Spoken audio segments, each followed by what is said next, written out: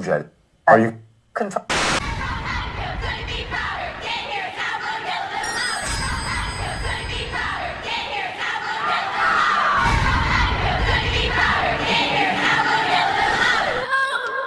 Death has come to your little town. Do you know what Haddonfield is? Families, children, all lined up in rows, up and down these streets. You're telling me they're lined up for a slaughterhouse? They could be. For over 40 years, the Halloween series has thrilled and terrified audiences, from its low-budget origins to spawning a new era of slashers. The franchise remains a cultural touchstone around the world, often referred to as the Gone with the Wind of horror.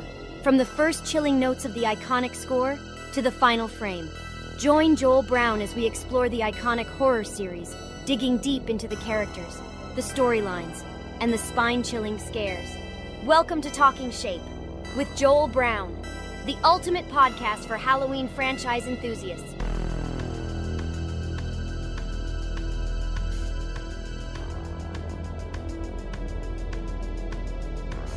Welcome to part 2 of our interview with the director of Halloween 5, The Revenge of Michael Myers, the Swiss-French director Dominique Othenin-Girard.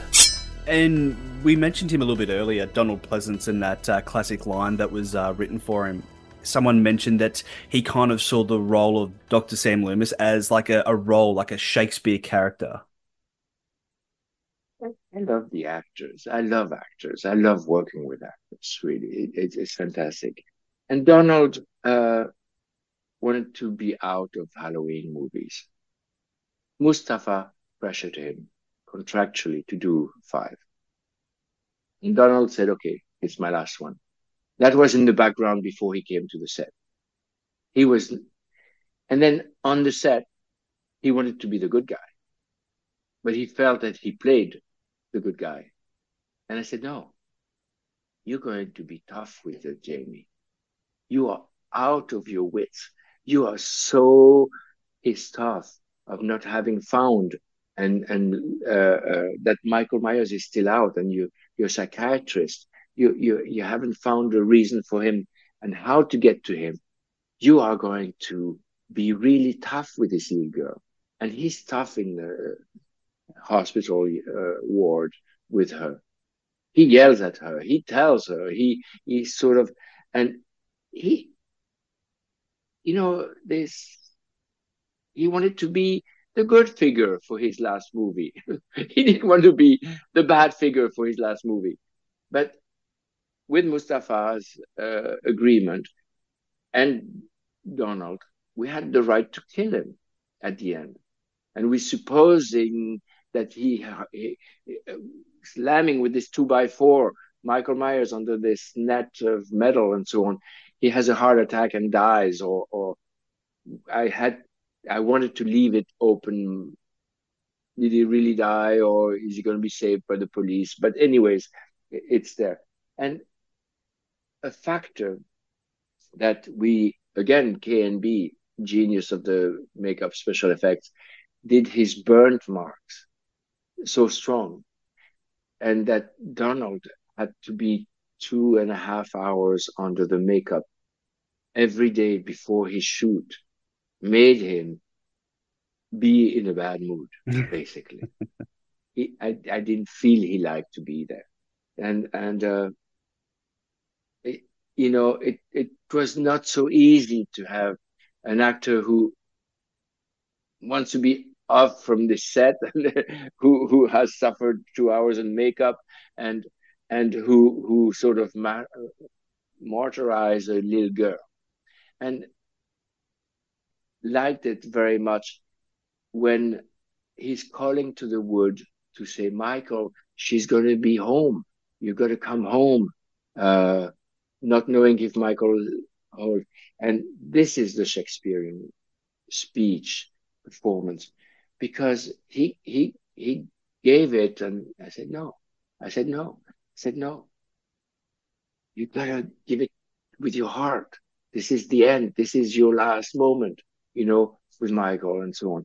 And he understood, and there he was like an amazing actor, coming out and being able to express himself instead of just being the actor inside a little rooms so it was great to work. We really clicked there. He understood I was a director, knowing what it is to have a piece of a moment in film, and I was seeing him as a great actor at that moment. It will destroy you too. One day, Michael, this rage which drives you, you think if you kill them all, it will go away. It won't. You have to fight it in the place where it's strongest, where it all began. If you want to get rid of this rage, Michael, go home. Go home! And we go from, I guess, someone whose career was wrapping up, so to speak, or he's towards the end of his career, to someone whose career was very much beginning, being Danielle Harris as Jamie Lloyd. I think she's about 10 or 11 here. A lot of people say, for a young girl, she holds the film. And, the first half of the movie, she's not talking, and all the stunt work you sort of said about the laundry chute scene. What was it like working with a young Danielle Harris? Because I believe the saying is don't work with animals and don't work with children or with young kids. And and I think she by all accounts did a great job. I inherited Danielle. I didn't do casting. I did casting with Billy. What's the actor's name of Billy, the young boy? Jeffrey Landman. Exactly. Fantastic too. I felt her performance was just okay in Halloween 4. Barely okay, basically. That she was walking through the picture, but didn't give it. And I was afraid. Because I wouldn't forgive myself to get a performance like that. And he was real. He was having fun. I made sure that she was never in a situation of being scared. When you make a horror movie, you go through a journey where, as a spectator, let me take it the other way around. We had a screening in Los Angeles at a very special screening of the film. We invited her and so on, and she was there. And we sat, both of us, quite in front of the theater. And she looked at the first few minutes of the film with me, and she got scared. I saw this little girl who shot the movie, who looks at herself, and who looks at the situation where that little girl is put, the hospital where she goes down in the gurney, and then, the scalpel comes close to her. And she goes, I said, come, let's go and eat ice creams. And we went out of the theater after 5 minutes and we ate ice creams. And I was very happy to see that during the movie, she didn't realize what was happening. Every shot was a game. But I needed to set her emotionally correctly for that shot. So when she's inside the house, for example, in the corridors, and Michael Myers is walking towards her, and she looks at him, and she's afraid, and she has to run down the corridor. What do? I don't show Michael Myers, because to look at him doesn't mean much. I shoot on her shot. But what do? I run around this house with her, holding her hand, and I do 10 times the corridors, running. The camera is ready, everything else. And then I put her in front of the camera. I go behind the camera. I say, go, shoot, roll. And she's there, out of breath, because she just ran with me like crazy. And she emotionally, she's already in the state of the scene. And I am there behind the camera, and I'm talking to her. I say, there you go. And I go with my voice, and she knows it's a game. She knows I'm a clown. She knows Dominique, because we laugh off the set together and so on. I don't show her the knife with Michael or so, or in the forest when she has to roll. She's on the floor. She sees before the car crashes against the tree. This is a very emotional scene for her. She's tramping on the floor with her legs and foot. She has no more strength, and she's afraid, and he's getting out of the car after the car. She has a relief. The car crash is a relief. What? And she hears Billy far away. There's hope.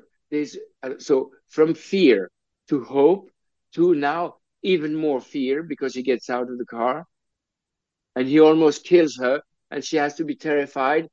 And Tina comes in to stop him, and she witnesses Tina being killed. I mean, for a character to pass from these different emotions, you've got. So I was the one who was talking to her during the shots. The editor was saying, Dominique, cut your voice. Can't you stop talking? No, I had to talk for her shots. I was telling her, and she worked well. We had this communication, and she was really fantastic. And when I was shooting the reverse shots on Michael or on Tina and so on, she would become. I was looking at my small little screen, and suddenly my hand would have bites. She would put my little pinky into her mouth, and she would bite it, saying, "And me? You don't want to shoot with me?" She was like wanting to be part of the shot. She liked it so much, it was so great. And the laundry shoot, um, we had 20 pieces of tubes of the laundry chute in a warehouse put on tables to shoot this laundry chute. It was not at all into a vertical, real laundry chute. We had the laundry chute both ending inside the house on the exterior. But all of what's happening in the interior of the laundry chute was done as a game. And we had a day to shoot that. And because we needed to set the lights inside this tube, because without lights you only have black on the film. So she was, for the famous fall, away from the camera, and we believe it is vertically the fall. It was horizontal, and she was on the roller skate. Her stomach and so on was on the roller skate, and her hands were pulled it forward, like if she held something, and we were with a rope behind her, pulling the roller skate away from the camera. That was a game. So it was always very enjoyable experiences of fear and so on. It was never real dangerous or hurting Danielle. So it was, everything was planned in a way so that she could perform, and we could film it well, have the material well, good in the camera. You said earlier that you were going in there to make certain changes or to change certain things, and fans were very upset when Halloween 4 final girl Rachel Ellie Cornell, when she was killed off so early in Halloween 5. But I kind of got the Alfred Hitchcock-esque of that, and the raising the stakes of the film, like someone who was loved in the previous film being killed off early. I imagine that was the reason, right? It was talked about with Mustafa, and I said, this is the kind of expectation for the audience. You don't want to have the same character going through your movie, the second movie. You want to discover new characters. And we had Tina and the other girl that were such a great pair. So they were very different one from another, the cast. And she's such a good girl, Rachel. She was such the emblematic, perfect Americana, Midwestern Americana, good girl, that her innocence had to be punished. We had to be angry at the fact that she leaves so soon the screen because she's killed so fast. It, I thought that would provoke to the audience some kind of interest for the rest of the movie, even if it is by anger.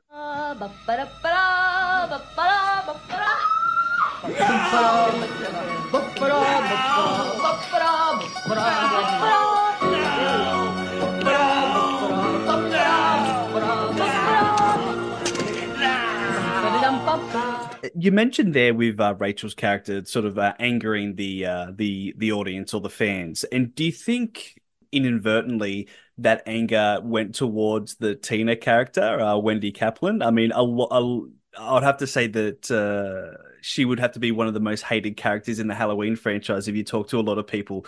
As a kid, when I watched the film, I really loved Tina, but I think a lot of people didn't like Tina. In your opinion, why do you think that's the case? Um, yes, I believe that some of the anger is geared due to the fact that I killed Rachel early. Definitely. That's part of it. The other part was possibly the freedom of Tina. She's so free in her expression, so generous, so strong. It probably the audience would prefer someone a little more reserved, held back, and I love that the fact that she was so open-minded. Also, in you know, she's encouraging her girlfriend to have sex for the first time. It's also that possibly is something that is not appreciated or so because she's speaking about it freely, and she has a boyfriend that is really sort of a little sleaze, a guy who loves car, a guy who sort of is a bad boy, the boyfriend of Tina. And I guess all of these ingredients made that happen. I'm sorry because I loved her and I loved the actress. She was fantastic. Oh, like I said, as a kid, I really loved Tina, and I felt for when Tina when she was killed off in Halloween 5. But it was only sort of revisiting the series as an adult that a lot of people were like, oh, I don't like Tina, she's annoying or whatever. But you bring up some interesting points that yeah, like she lives with a freedom that maybe that us in the real world we are a little bit kind of held back or we don't express ourselves as much as we can, and people have trouble seeing that. Someone who's too frank and too out there speaking openly is threatening and is not necessarily appreciated. What about the bumbling cops and the clown sound effects when they would walk out of the house or they would nod at each other and look at each other? All clear. Nothing above, nothing below. I don't know what you're talking about.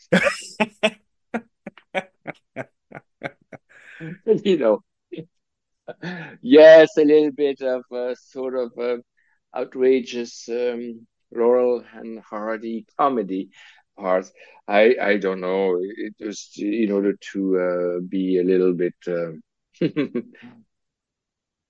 It's an over the top distraction to the building of the tension. It was still the beginning of the film. I wanted to have a little bit of goofball things.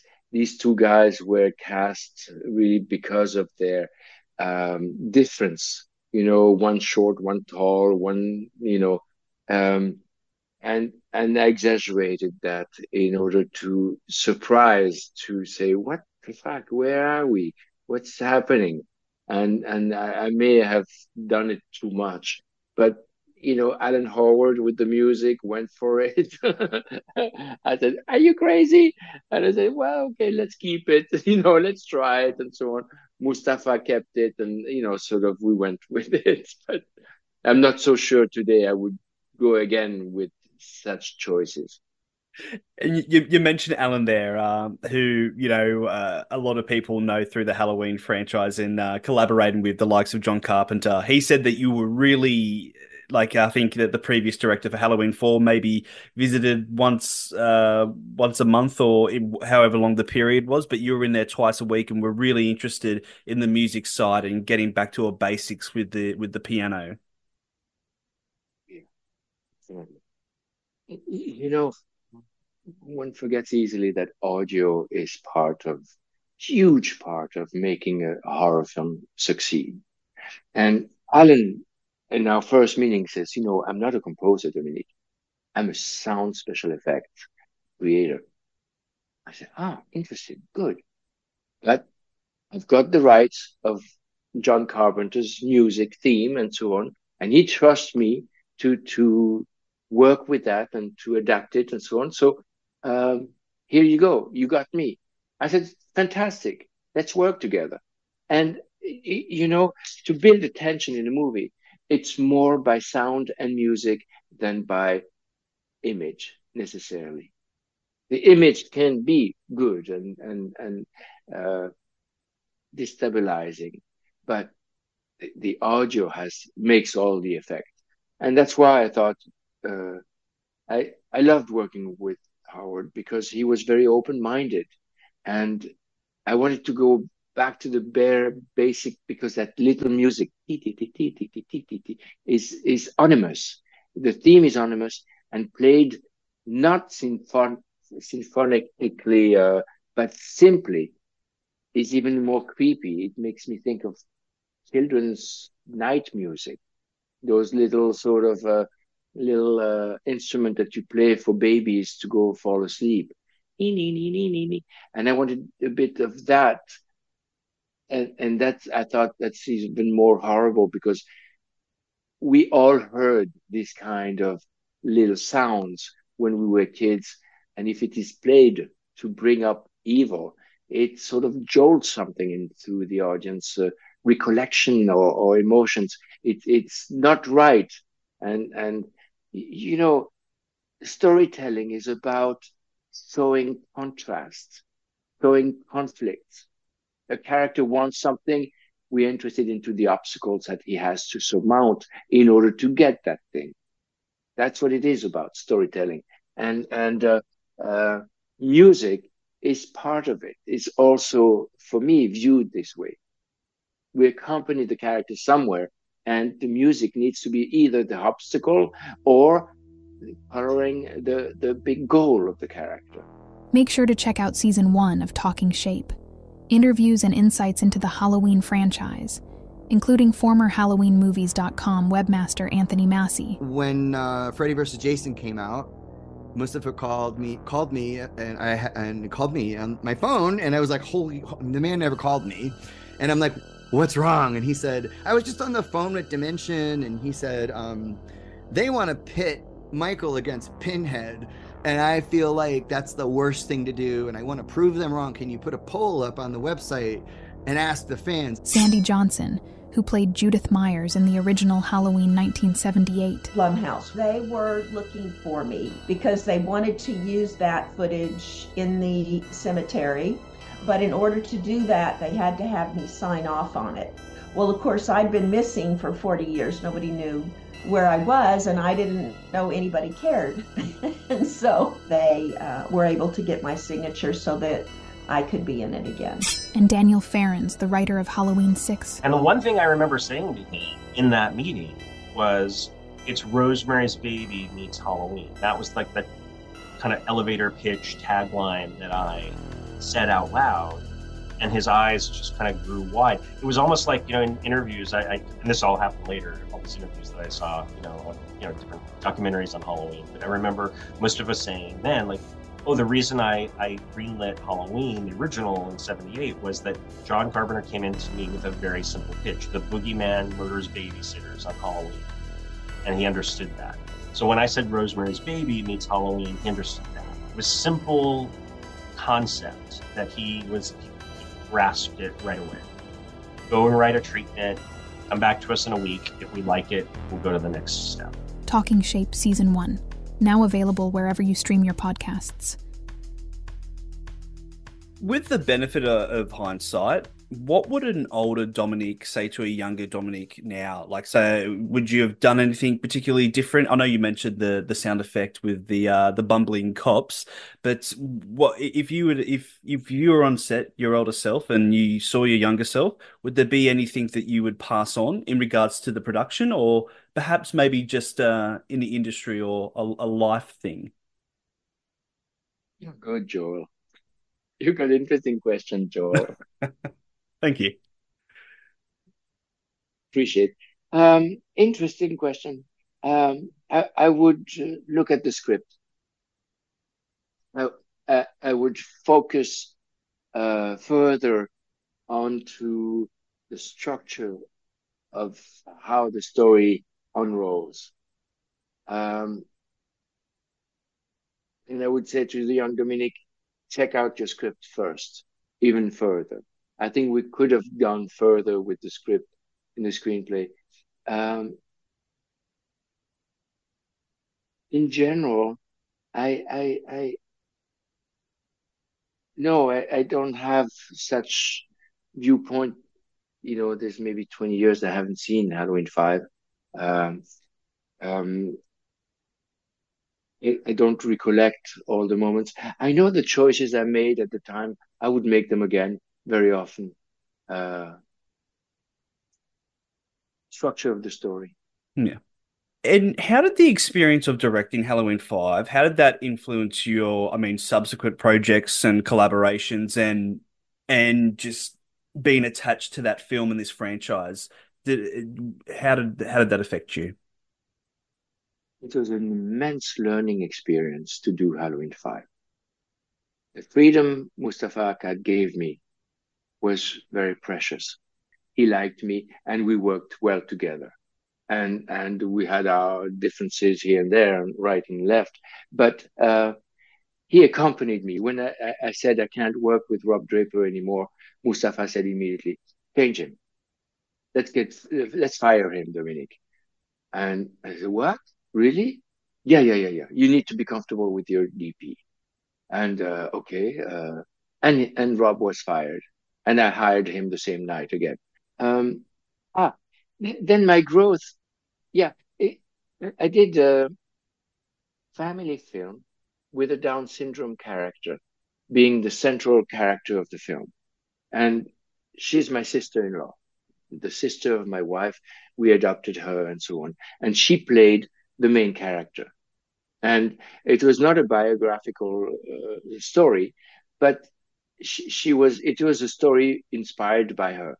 And for this little family movie, which is not a horror genre, I used a Steadicam the whole movie, for example, because I learned the tool of how to tell a story. I didn't want to give her very specific marks, stop there so that the camera is in focus when the actor falls in front of the camera or so.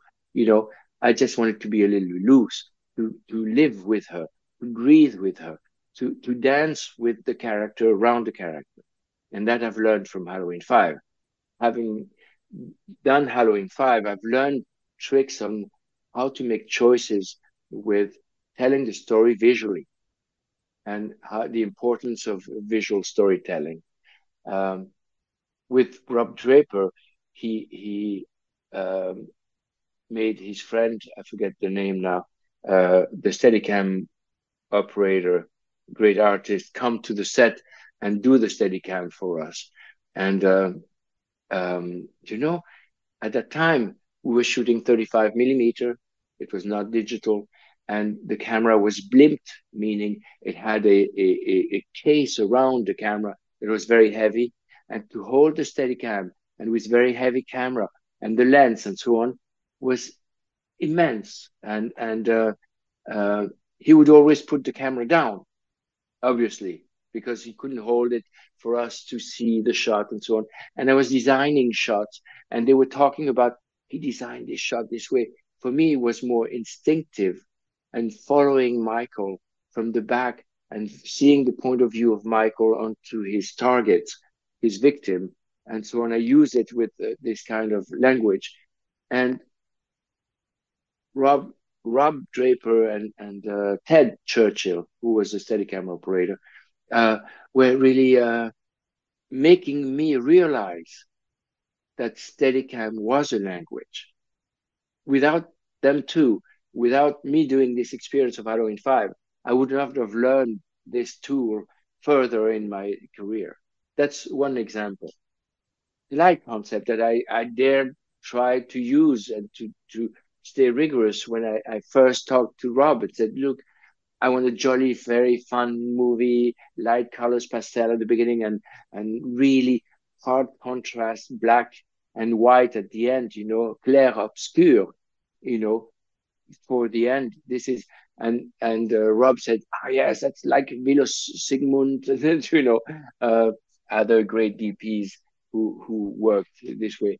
The fact that it worked so well on Halloween 5 was giving me some kind of confidence in choices, in limitations that I give myself as a director for the rest of my film career. Rob Draper, fellow Australian as well. Yeah. We've been told that we talk really fast because we sort of cut our words and things like that. But I think Rob's been in America for quite some time. But was there any sort of cultural things that you noticed with Rob, or anything funny Australian wise that you picked up on? Yeah, actually, you're right. Our clash came from cultural differences, not from anything else. We didn't understand each other. We were starting to shoot and so on, and he was always making comments in the back that I didn't know what it was about. After I've set the shot, I'm very precise. For example, the Jamie being in hospital, being woken up when Michael Myers is waking up at the Hermit at the very beginning of the film. And she's writing without seeing on the board. And I said, this is lightning. It has to be really terrifying, the outside. And I want the crash of the lightning really strong and so on. I want her to be out of breath in her bed. It's scary. And then they come in the room.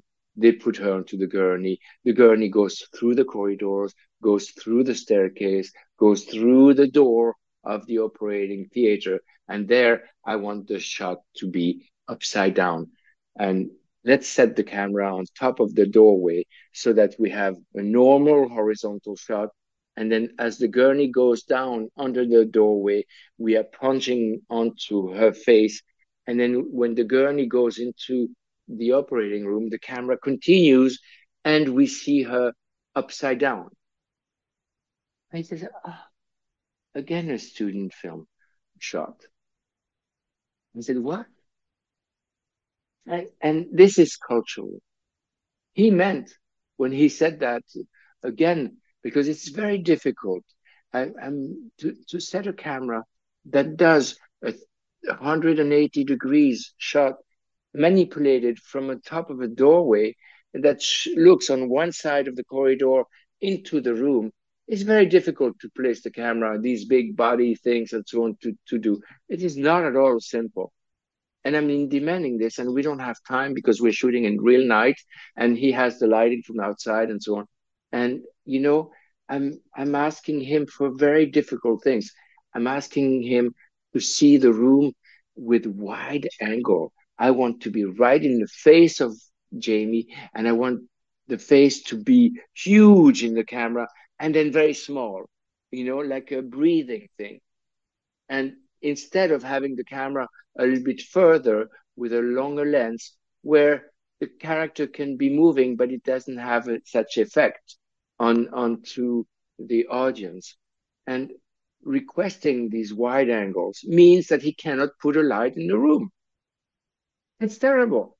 For the DP, you see the ceiling, you see the floor, you see the wall on the left, the one on the right, and I want the character to go around the room.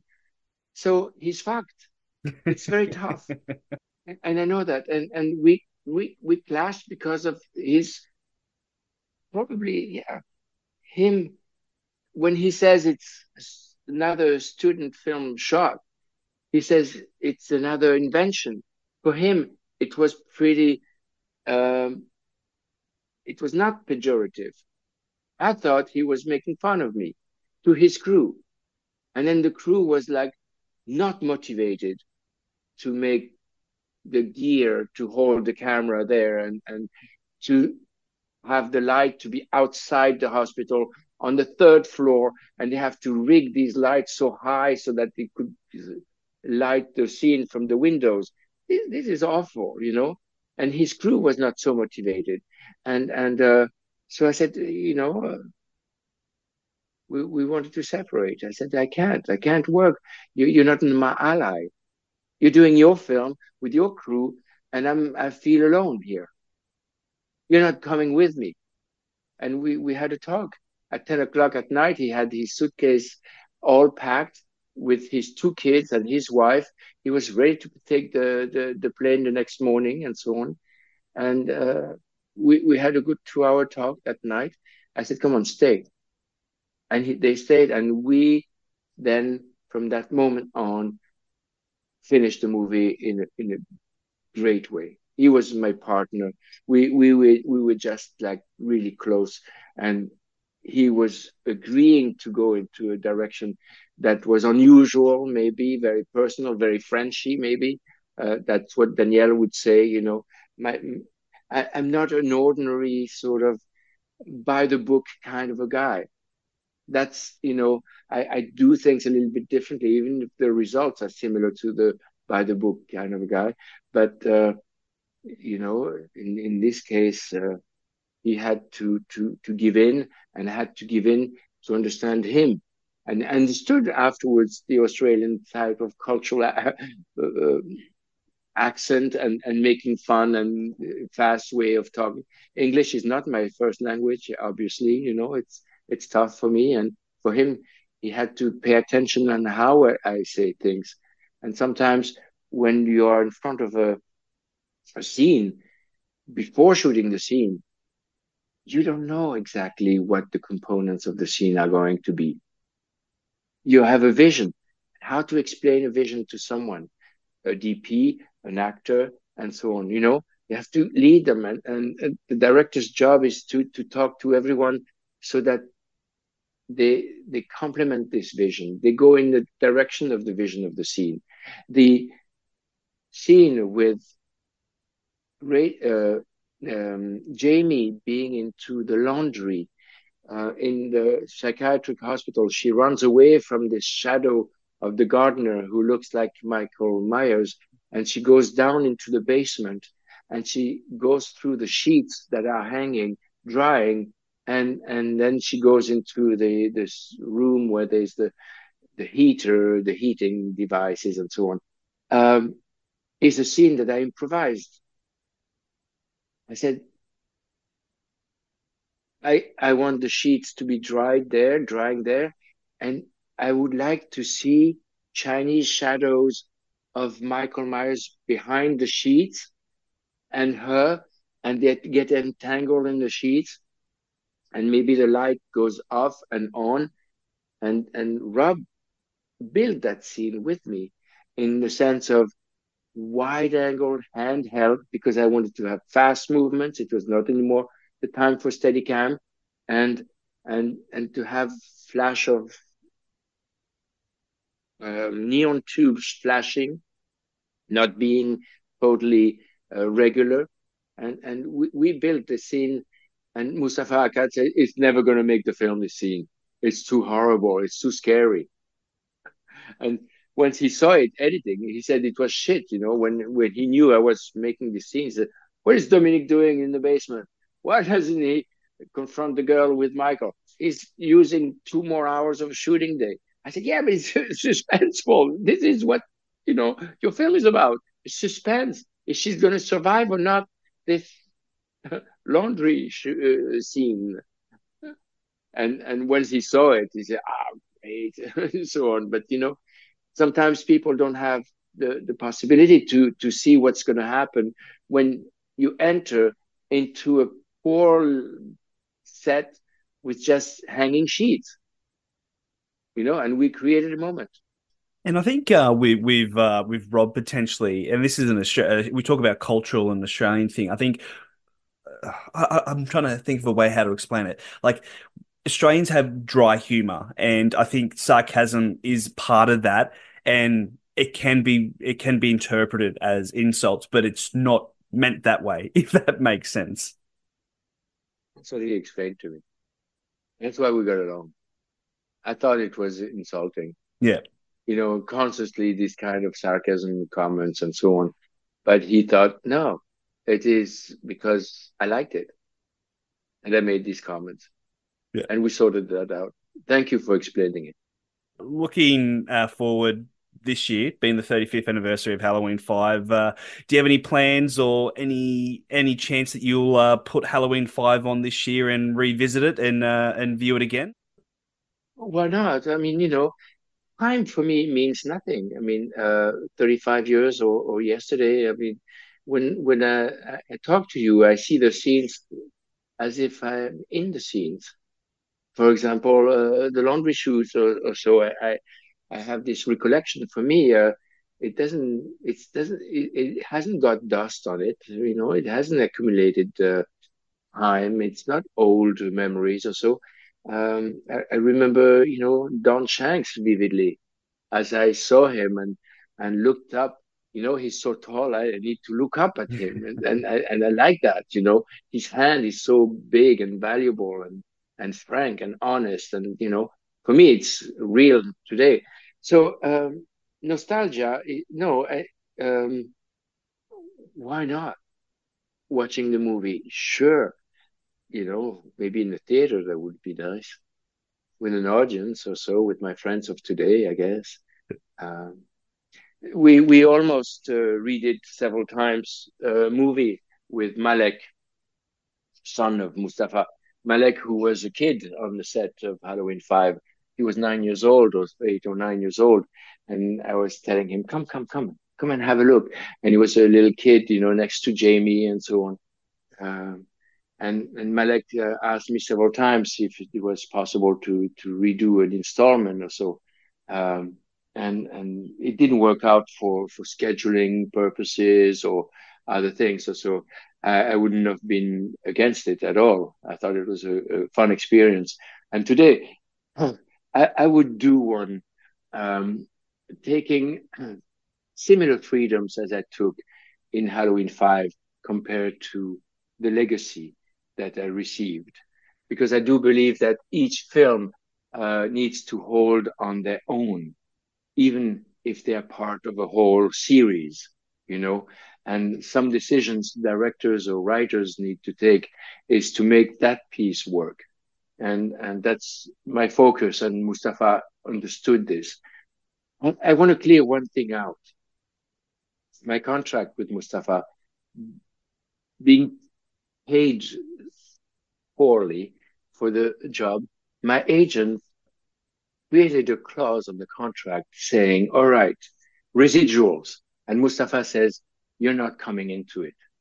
You're not coming into my accounting. This is out of question. And so my agent found a way of saying, if the Variety publishes the figures, upon the figures published in the Variety, once the film hits $12 million, from there on, each $500,000, Dominique gets $20,000 or $30,000. Mustafa said, okay. And that was in my contract. And what we did not expect is that the producer has the right to say, don't publish my figures anymore. And as soon as the film hit the $12 million bar, Mustafa asked the Variety not to publish anymore. And so I was screwed. I was screwed from my residuals. And a year or 2 years later, the Hollywood Reporter was publishing the figures of the film, who did $56 million worldwide or in the States or so. And we went back with my agent, and Mustafa said, well, it's Hollywood Reporter, it's not Variety. Right, so yeah. the film got a bad rep saying it only did $12 million. But that's not true at all. That's due to the fact that I had a contract as such with Trancas International. A lot of people like they say that it's the least performing film in the franchise, but do you think that was on purpose, so then obviously they wouldn't have to pay you, like you said, the residuals, correct? Yeah. That's the attitude of Mustafa, saving wherever he could. And that's part of a man, it's like also that year in 89, if you look at the figures of Friday the 13th and Nightmare on Elm Street, the figures are extremely low. We were all panicked because suddenly serial films did not work anymore on the market. And so the fact that this happened, but we hit, $56 million was not poor, but it was simply not published. And I have the photocopy of the Hollywood Reporter's figures, the article and so on, that proves it. It was like unfortunate for the reputation of Halloween that Mustafa took this decision.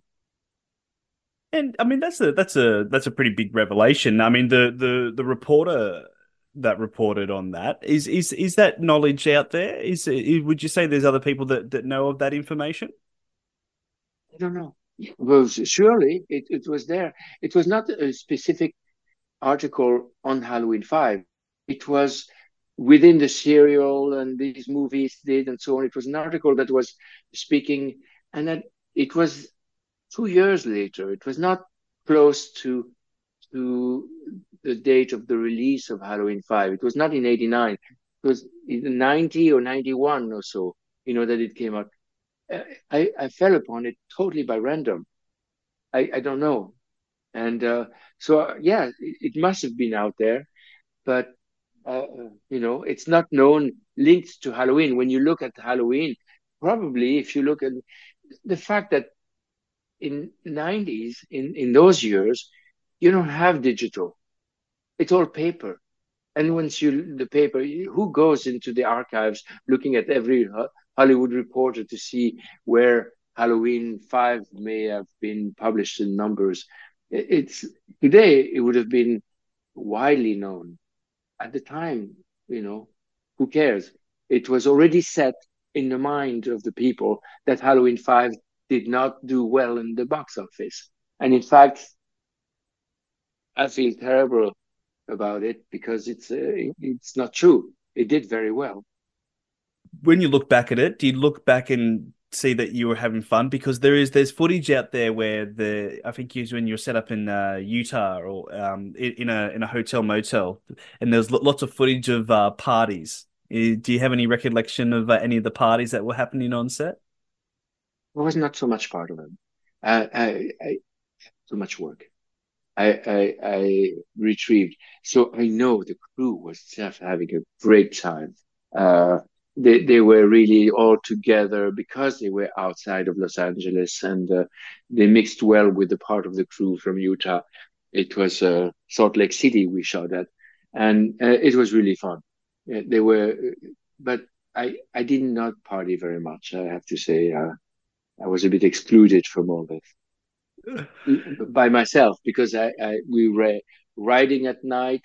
It was such drooling schedule. And I was planning my shot list because I didn't have such prep time, new locations and so on. And when I get on the set, I like to be really prepped with storyboards, with everything, so that the crew knew exactly how to put it through the can. It was not like, what are we going to do today? How? And so on. And all the hospital scenes with Loomis and Jamie, they were set. I knew I was shooting against a window. I was shooting against that. And we were shooting in discontinuity, totally, because we were shooting for locations, obviously, to move the least possible the crew and to gain as much time as possible. And, I want quality shots. So I do second takes, third takes, 5 takes, and so on. And Mustafa said, "Oh, it's okay. Just do 2 takes," and so on. I said, "No, I need the performance, And so I had my great fun because I love making movies, and I love going to the perfection or trying to get magic into the can and so on. And somehow, if the New York Times did this very favorable critic of the film, or on the fact that there's something really going on about fear, that we touched on to a real psychic fear of the human psyche, means that we worked well. We succeeded at something that was aiming at. The great thing about the Halloween franchise is, no matter how people view each of the films, they like this one, they don't like that one. All the films, they find their audience in the end. And I think that is very true with Halloween 5. There's an audience that absolutely loves this film. And I want to thank you, Dominique, for taking the time to speak with me and talk about the behind the scenes of Halloween 5. I absolutely appreciate it. I could probably, here's an Australian slang term for you. I could chew your ears off for a few more hours talking about movies and Halloween. I greatly appreciate you taking the time speaking with us, Dominique. Thank you very much. Thank you, Joel. It was a pleasure to recollect all of this. Thank you very much for the good questions and for your attention. Appreciate it. Thank you for listening to Talking Shape, the ultimate Halloween franchise podcast created by the fans. Make sure to stay up to date with the latest episodes by following Talking Shape on Twitter @talking_shape and liking us on Facebook. Feel free to give us a review on Apple Podcasts and on Spotify. We appreciate your support. Until next time. Go home! Go home!